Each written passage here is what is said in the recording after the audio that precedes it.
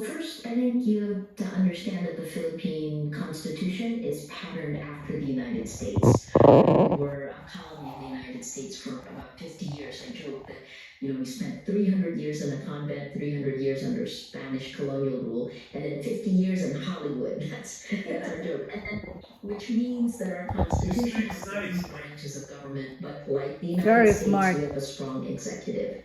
When Rodrigo Duterte took over, when he took his oath of office, the first death of the drug war happened within 4 hours. And the daily killings in the drug war helped create an atmosphere of fear, which then helped him have Filipinos and institutions voluntarily give up our rights. And let me explain what that means.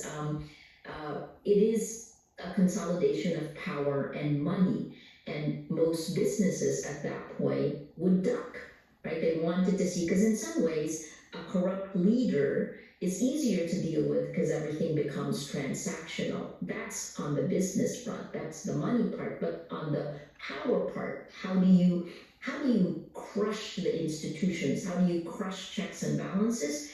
Through fear, and then pushing the people who are in those institutions to duck as well.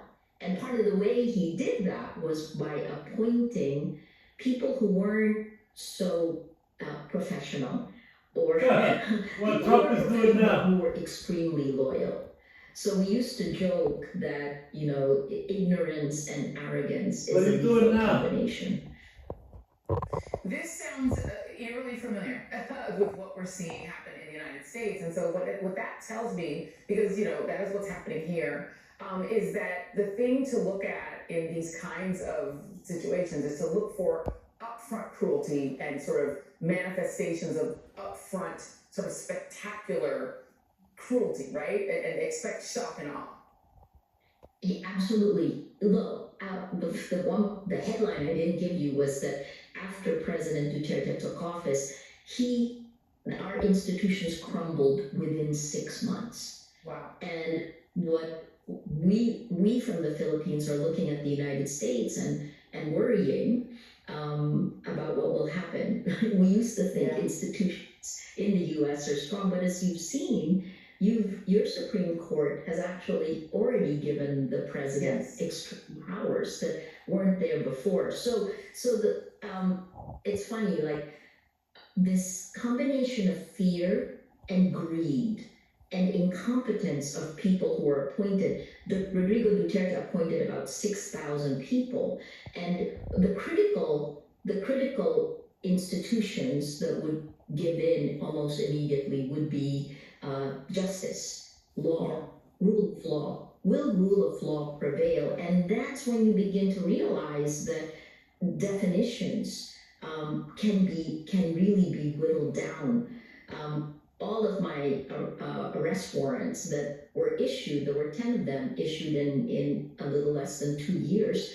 And most of those cases, of the 10 cases, only 2 are left. We've won them, but it took 8 years. Yeah. That's the other part, right? So it's this combination of what the government can actually do given its real power, but the other part is the role of technology and how that can be used to insidiously manipulate citizens. That is a lethal combination. Under Duterte, was there a point at which people who wanted him to be the leader, who wanted him to be, who thought he was going to help them, change their minds? And then how can people pivot if they then oppose what is happening? Or how did they, or did they? In the Philippines, there is a 6-year term limit for the president. 1 term, 6 years. That's one of the major differences. But I joke that from Duterte to Marcos, it was a great introduction. From Duterte to Marcos, the Philippines moved from hell to purgatory. Wow. Right? And again, you go back, right? This is power and money and the consolidation of both power and money. Marcos isn't that good institutions and checks and balances. No, it got better. The question really From is hell to how purgatory? a democracy can erode. depends on the people and the people who have power within those institutions to actually give up that power, to abdicate responsibility. Yeah.